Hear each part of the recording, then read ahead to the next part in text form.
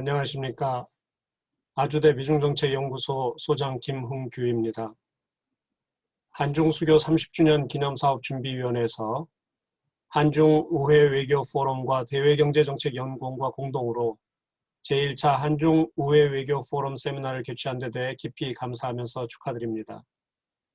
노재은 준비위원회 상임위원장님, 문희상 준비위원회 명예위원장님, 그리고 주최 측인 김상희 국회 부의장님, 권영세 전 주중대사님, 김흥종 대외경제정책연구원장님, 이 모든 분들의 헌신과 노고에 다시 한번 감사드립니다.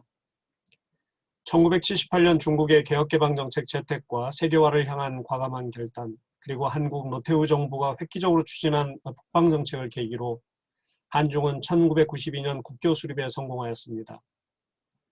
그 이후 한중 관계는 가히 양자 관계의 기적이라 할 정도로 많은 성과를 거두었습니다. 정책 우선순위가 이데올로기적인 차별성보다는 실용적인 협력에 주목하였습니다.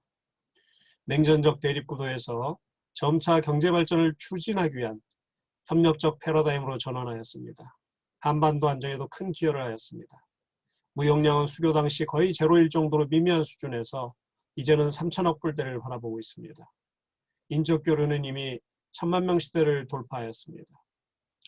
공식적인 외교 관계에 있어서도 1992년 5호 협력 관계를 수립한 이후 2008년에는 중국 외교의 최고 단계 중 하나라고 할 수 있는 전략적 협력 동반자 관계를 수립하였습니다. 2017년에는 실질적인 전략 협력 동반자 관계로 발전하자는 데 합의하였습니다. 한중은 이제 양자의 이해관계를 넘어서 제3자의 문제를 포함한 상호 전략적 문제를 논의할 수 있는 공식적인 관계 설정에 합의한 것입니다. 문재인 시진핑 정부 시기 들어서서 한중 관계는 보다 도전적인 요인이 커지고 있습니다. 이는 중국의 부상에 따른 미국의 경계감이 강화되고 미중 전략 경쟁이 가속화되고 있는 구조적 요인과도 깊은 관련이 있습니다. 또 다른 요인은 중국의 경제 발전에 따른 기존의 한중 분업 구조가 해체되기 시작한 것입니다. 중국 경제 발전에 한국의 중요도는 상대적으로 하락하였고 한중 경제는 오히려 경쟁적인 측면이 부각되고 있습니다. 마지막으로 북핵 문제 대응에 대한 잠재적인 이견이 존재합니다.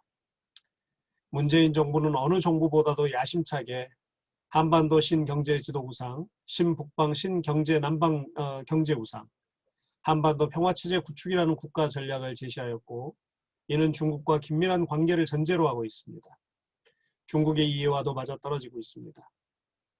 그러나 미중 전략 경쟁이 가속화되면서 한국은 미중 사이에서 선택의 압력이 강화되고 있습니다. 얼마 전 개최된 한미 정상회담의 결과는 이를 극명하게 보여줍니다. 미국은 기존의 한미 동맹을 대북한 군사동맹에서 중국을 대상으로 하는 포괄적인 동맹으로 그 기능을 전환하고 싶어 합니다. 한국에 배치된 사드 시스템은 이미 업그레이드를 진행하고 있습니다. 이는 추후 중국 정부가 강력하게 희망하는 사드 관련 수리 노즈를 지키기 어려운 상황이 된다는 것을 의미합니다.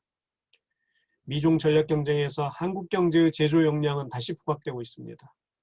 반도체, 전기차 배터리, 의료 제조 역량 등은 향후 세계 제4차 산업혁명이 진행되는 시기에 대단히 중요합니다. 한국의 지정학적 가치도 더욱 중요해졌습니다. 중국의 쌍순환 전략이 성공하기 위해서는 한국 경제와 협력은 필수적입니다. 중국의 전략적 상황에서 한국과의 관계 개선 없이 북한과의 유대 강화는 냉전적인 그 프레임에 걸리게 됩니다. 북핵 문제는 지속적으로 한중 관계는 물론이고 동북아 안정과 미중 전략 경쟁에 부정적인 영향을 미칠 겁니다. 이 모든 분야에서 한국은 그리고 중국은 서로 전략적인 소통과 상호 이해에 기반한 새로운 노력을 배가해야 한다고 생각합니다. 이번 한미 정상회담에서 합의한 내용들을 구체화하는 과정은 한중 관계는 가시밭길을 의미합니다. 한중 수교 30주년인 내년 2022년의 한중 관계를 어떻게 설정하느냐가 아마 향후 한중 관계 30년의 역사를 결정할지도 모른다는 생각입니다. 다시 강조하고 싶은 것은 한중은 뗄래야 뗄 수 없는 이웃이라는 점입니다. 그리고 중국은 세계적으로 영향력을 행사할 수 있는 강국의 반열에 이미 올라서 있고 한국은 이제 강국을 지향하고 있습니다. 두 주요 국가가 상호 갈등보다는 협력에 방점을 두고 상호 존중하는 노력을 추구하는 것은 당연하다고 할 수 있습니다.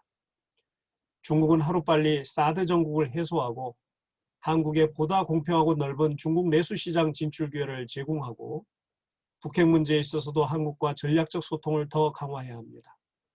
미중 전략 경쟁의 구도 속에서도 한국과 중국은 양자 간 갈등의 요인들을 하루빨리 축소해 나가야 합니다. 한국은 미중 전략 경쟁에서 미국을 동맹으로 하고 있지만 여전히 중국을 존중하고 배려하는 모습을 보여주어야 한다고 생각합니다. 현재 수교 이래 그간 안정적인 한중 관계를 지탱해왔던 기존의 주요 민간 협의 채널들이 거의 중단된 상황입니다.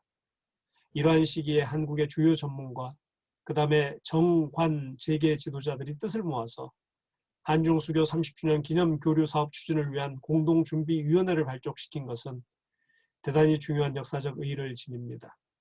이번 회의가 그 첫 발걸음입니다. 이 위원회의 발전과 성공을 진심으로 축원드립니다. 감사합니다.